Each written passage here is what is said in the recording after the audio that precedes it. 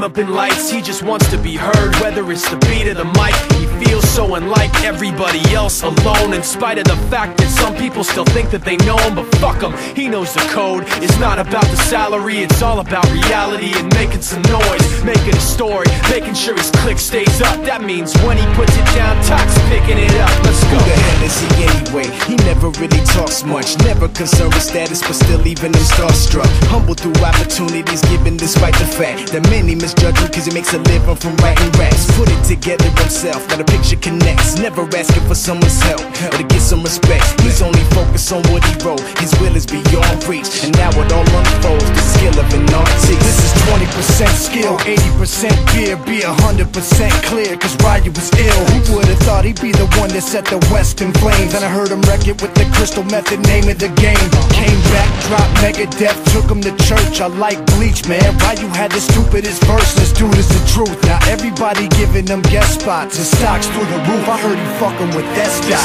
This is 10% luck, 20% skill, 15% concentrated power of will, 5% pleasure, 50% pain, and 100% reason to remember the name.